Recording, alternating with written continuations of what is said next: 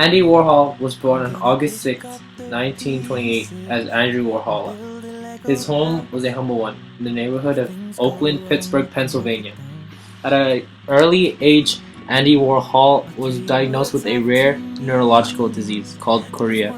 Chorea is characterized by jerky movements in the shoulder, hip, and face. Although this prevented him from going outside, Andy spent his time learning how to draw from his mother. This soon became his hobby. His mother brought him a camera at the age of 9, and he even had his own makeshift darkroom in his basement. Andy was interested in all things of pop culture from movies to comic books. Along with this avid interest, Warhol had possessed a knack for the arts.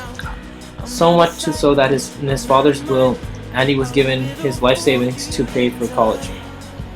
Warhol found work quite quickly after college. Within 1 year, Warhol became a top designer for many prestigious companies, including Glamour magazine, NBC, Vogue, and Tiffany & Co. The 1960s was when Andy really began to shine, as he created his famous cultural phenomenon, pop art.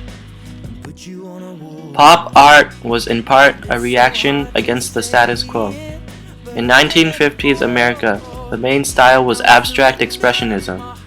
This was an arcane, non-figurative style of painting that was admired by critics, serious art lovers, and museum visitors. Abstract expressionism was, however, not very connecting with the general public or many artists. Pop art was influenced by popular mass culture drawn from television, movies, advertisements, and comic books. The work of pop artists was influenced by the 1950s consumer boom and the general sense of optimism in American culture at the time. As more everyday products were mass marketed and advertised, artists began to use the symbols and images in the media to create art. Andy Warhol was most famous for his pop art drawings and paintings. Pop art is an art movement that emerged in the United States in the late 1950s. The movement was officially named by Lawrence Alloway in his article, The Arts and Mass Media. It was a reaction against the seriousness of abstract expressionism.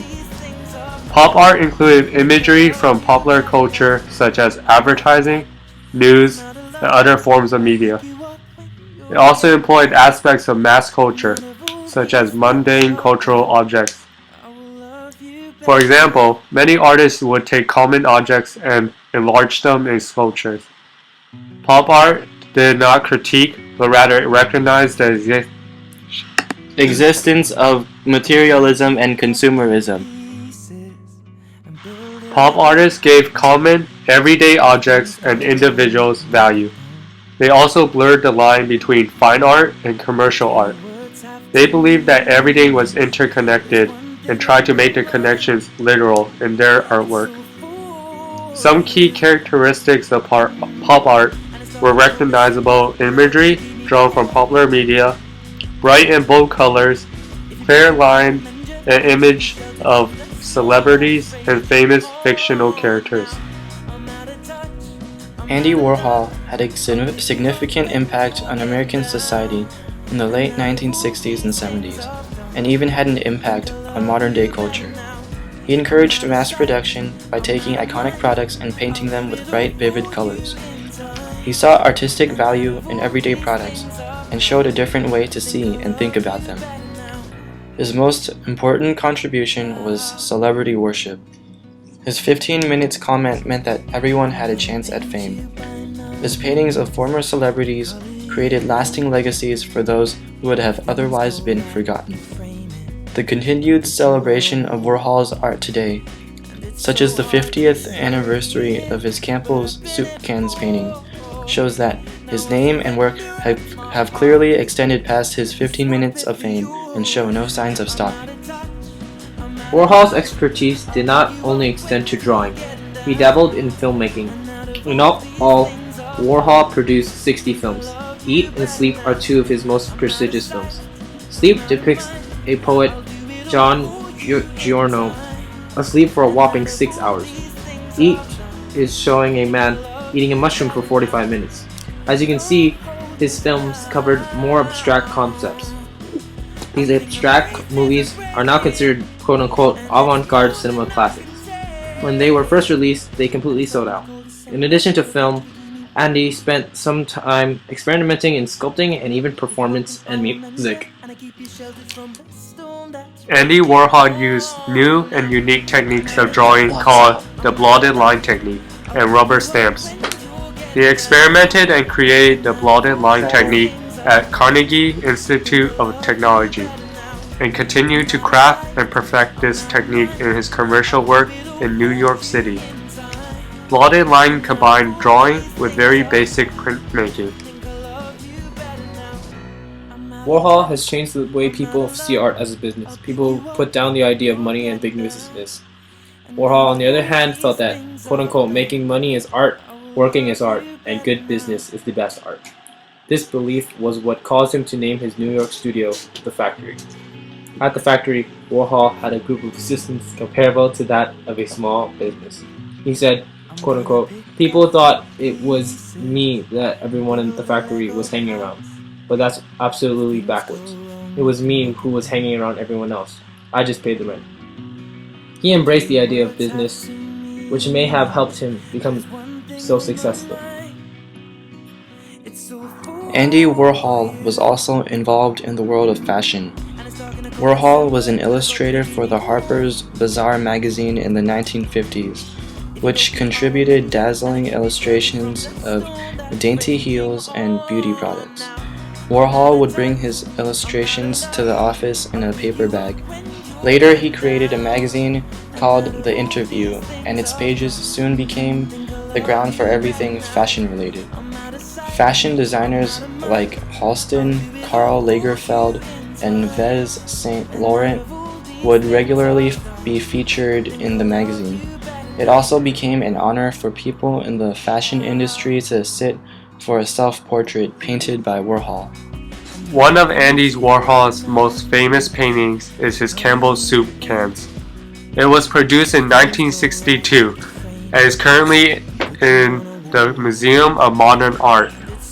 This work of art consisted of 32 canvases, each one being a different type of soup that Campbell's soup offered at that time. Each canvas was about 20 inches in height and 16 inches in width. Warhol's friend Muriel Littell influenced Andy by telling him to paint something you see every day and something that everybody would recognize. The next day, Warhol went to a supermarket and bought a whole case of all the soups. There are a few reasons why Warhol painted the soup cans. One was because Warhol had a positive view of ordinary culture and felt that the abstract expressionists have ignored the splendor of modernity. His Campbell's soup provided him with a chance to express his positive view of modern culture. Another reason is that he needed a new subject after he abandoned comic strips. In Warhol's 8 Elvis's painting, he created a strobe effect by overlapping 8 images of the singer. The painting was produced in 1963. To create the painting, Warhol used an image of Elvis from a publicity still from the movie Flaming Star. The silver background of the painting conveyed a sense of glamour. It also served a more practical purpose because the opacity of the spray paint allowed Warhol to easily mask and silkscreen multiple images on top of each other. The image is reproduced 8 times with an overlapping stance, creating the sensation of movement across the canvas. Warhol died in Manhattan on February 22, 1987. He was recovering from a routine gallbladder surgery at New York Hospital before dying in his sleep from post-operative cardiac arrhythmia. Warhol had delayed his gallbladder problems from being checked as a result of his fear of doctors and hospitals. His family sued the hospital for inadequate care, saying that arrhythmia was caused by improper care and water intoxication. He died at the age of 58. And I keep you sheltered from the storm that's raging on. Now I'm out of touch, I'm out of love, I'll pick you up.